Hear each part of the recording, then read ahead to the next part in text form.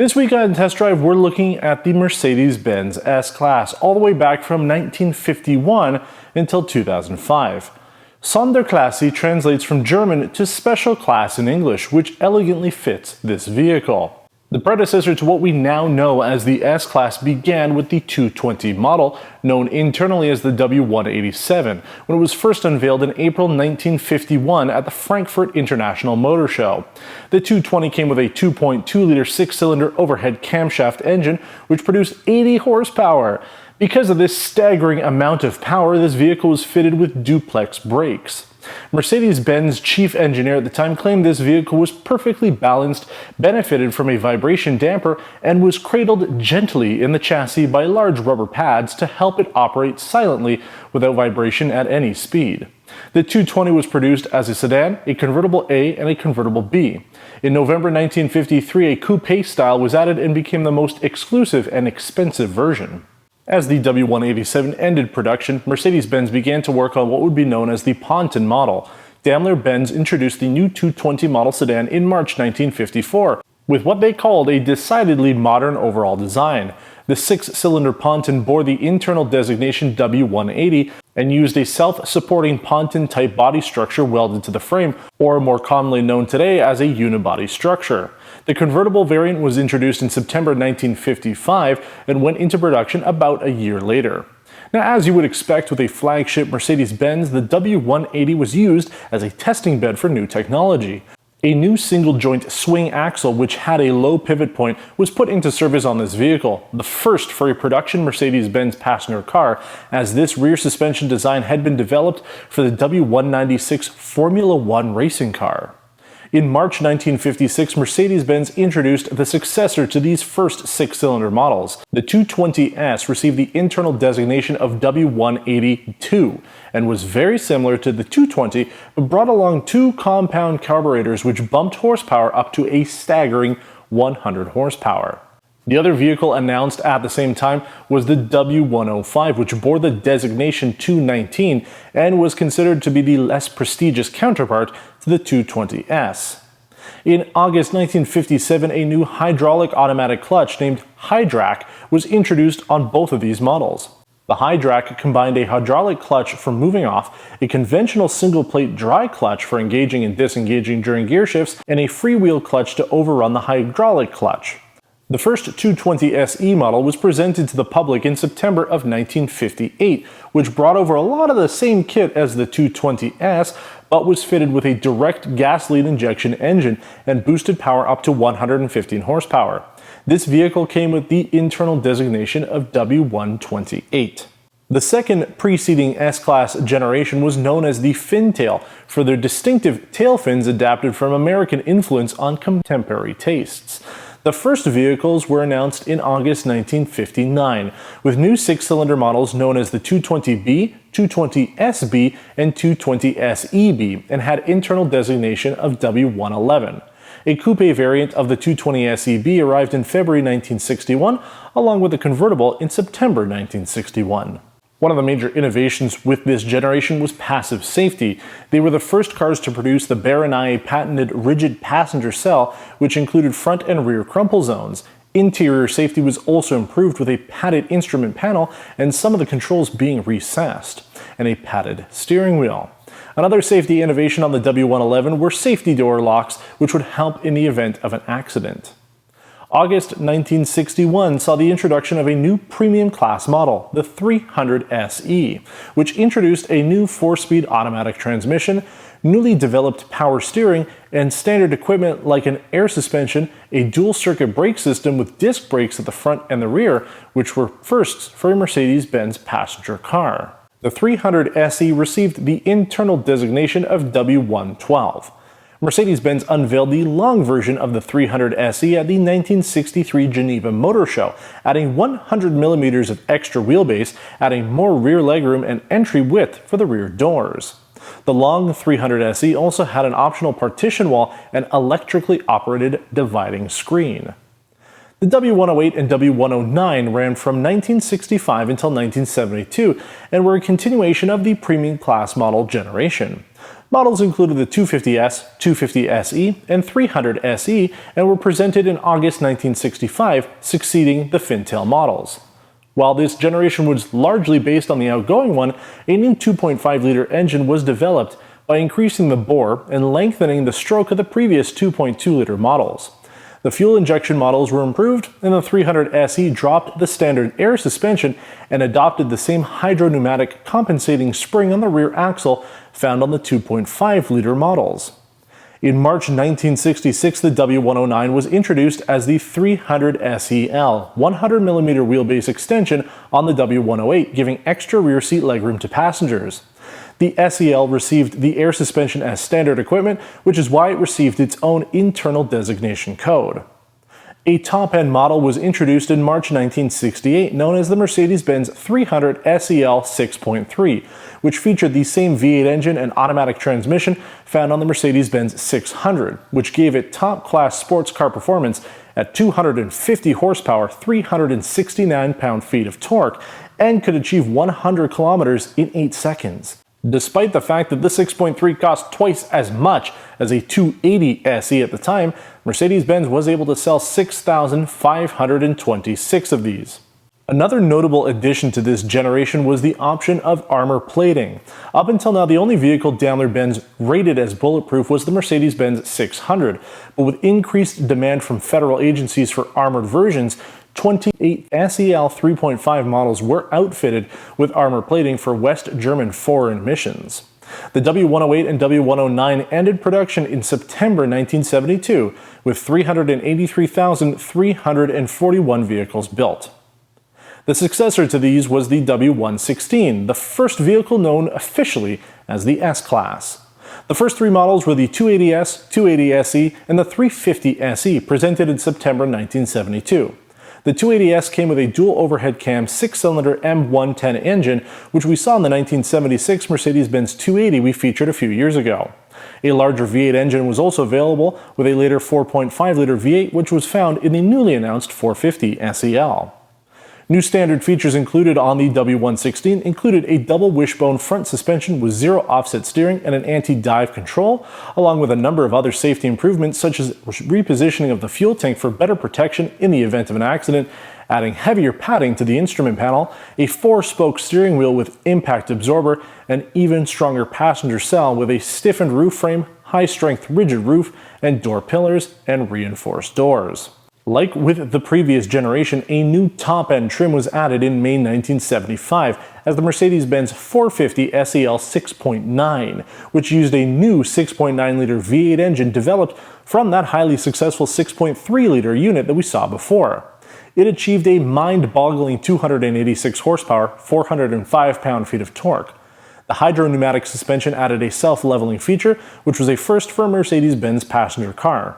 Other special equipment included a top-range central locking system, air conditioning, a headlamp washer and wiper system, and again, this 450 SEL 6.9's price tag was incredible, costing twice as much as a 350 SE, but Mercedes-Benz managed to sell even more of these than the previous generation's 300 6.3, with 7,380 units produced.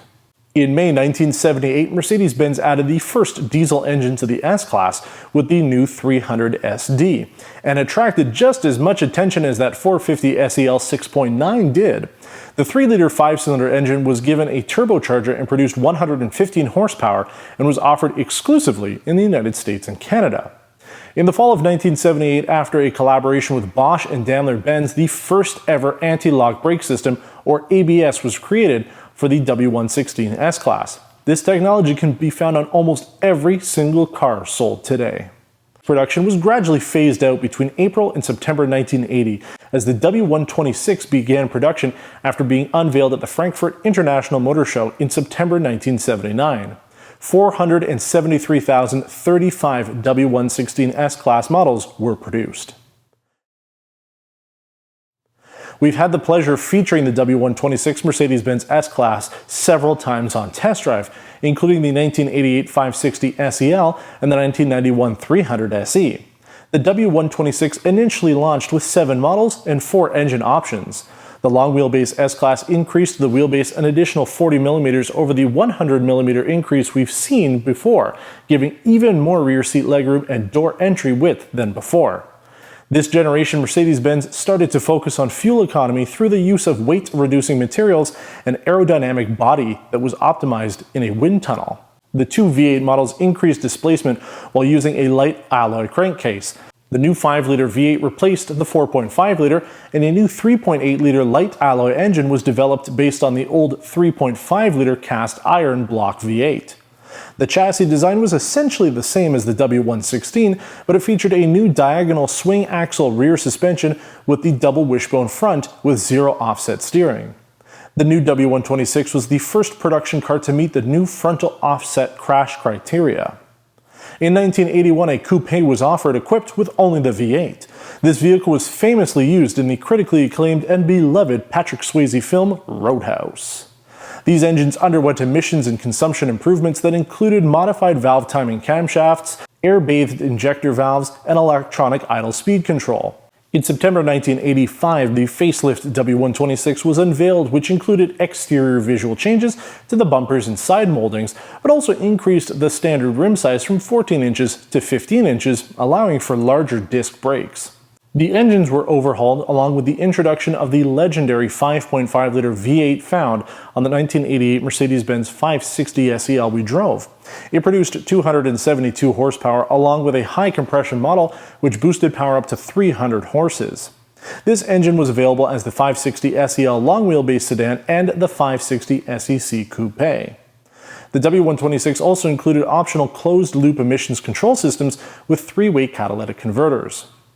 Mercedes-Benz was caught off guard in 1987 when BMW introduced the 750i and 750iL V12 models. As a reaction, high-performance variants of all V8 engines were introduced.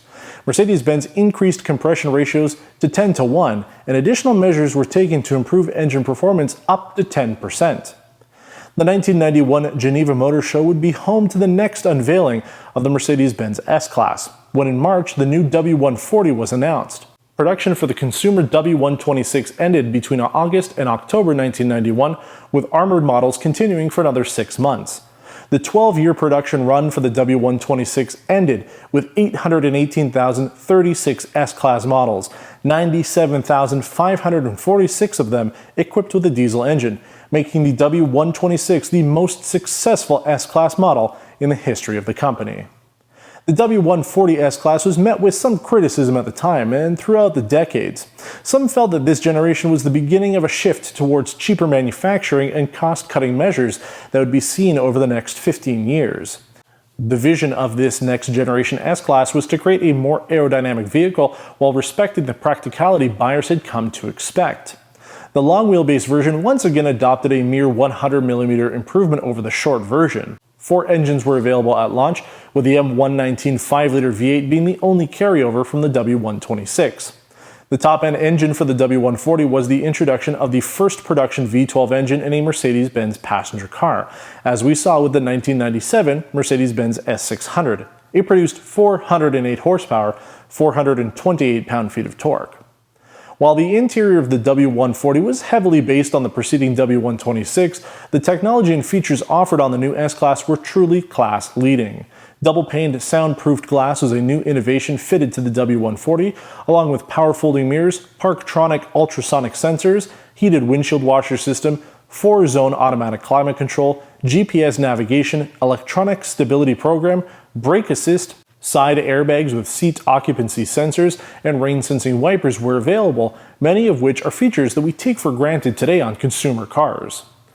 We went into great detail on the W140 and the S600 specifically on our episode of Test Drive Spotlight, and I highly recommend watching that episode to learn more about the third-generation Mercedes-Benz S-Class.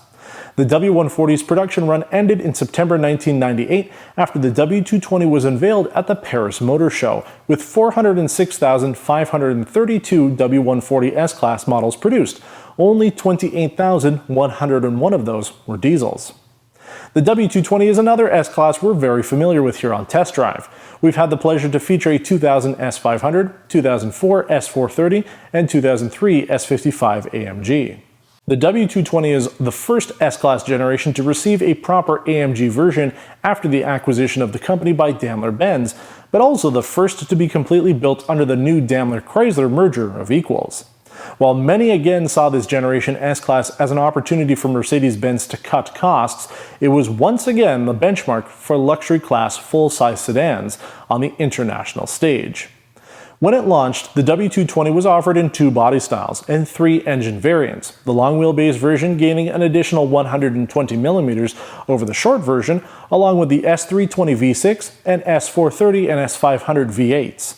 The S500's engine featured a new cylinder deactivation that would temporarily cut down 4 cylinders to help with fuel consumption.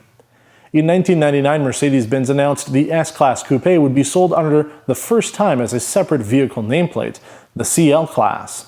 It featured standard tech like active body control, which used sensors to adjust the hydraulic cylinders on the axles to compensate for almost all rolling and pitching motion of the vehicle body while moving off the line, cornering, or braking. The CL launched with 2 engines, the CL500 V8 and the CL600 V12. The S600 was launched later in 1999, along with the common rail diesel injection models. Even though the W220 was approximately 300 kilograms lighter than its predecessor, Mercedes-Benz was able to focus and enhance passenger safety by introducing window airbags, which we now know as side curtains. Airbags were fitted to the doors, seatbelt force limiters were added, the front passenger airbag was upgraded to a 2-stage gas generator, and an automatic front passenger child seat recognition system was added. Other innovations in technology found on the W220 S-Class included standard airmatic air suspension, a newly developed 4-link front suspension, electronic stability control, and speed adaptive cruise control known as Distronic. Other notable features included ventilated seats, automatic massage function, the cockpit management and data system, or command, pre-safe preventative occupant protection system, and the first time 4MATIC 4-wheel drive had been offered on an S-Class. The W220's production ran until late 2005 with a total of 484,683 sedans sold. The most popular version was the S500 long wheelbase, accounting for 108,823 units. The C215 CL Class sold 47,984 units during its production run, with the vast majority being the entry-level CL500. You can find out more about the W220 Mercedes-Benz S-Class by watching the various episodes we've done on them over the years, the most recent being the 2003 Mercedes-Benz S55 AMG. Well, I hope you liked this episode as we went over the more or less brief history of the Mercedes-Benz S-Class. I wanted to end off with the last car that we featured. Obviously, there are 2 vehicles that we haven't driven yet, the W221 and W222. I'm hoping we have the chance to do those at some point. But I think that pretty much covers the most important stuff. Between the years of the W126 and the W220, though, I'd say are critical. If you're an enthusiast, you're looking at those cars, there's some good information in there. Like I said, we've done a number of episodes on these vehicles. If you want to know absolutely everything there is to know about them, check out those videos. We do have small buyer's guide segments in the 3rd act of those videos to go over common problems and things to look out for if you're in the market for one of those cars. So very important stuff to look at if you're in the market for it. I hope you enjoyed this video. Until next time, thanks for watching and take care.